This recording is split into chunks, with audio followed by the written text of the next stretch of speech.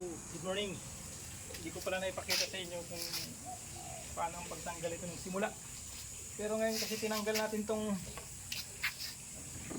ito. Tawag ito. Kasi nagli-leaking na dito.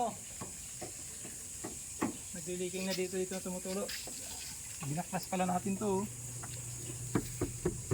Model nito Navara EL 2018.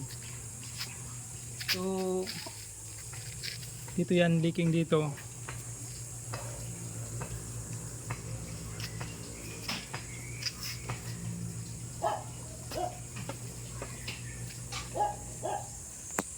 Ito yan, leaking dyan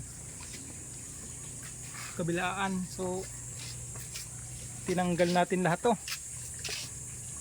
Yan, pinaba natin tong ano niya, headliner. So papalitan natin ng gasket ito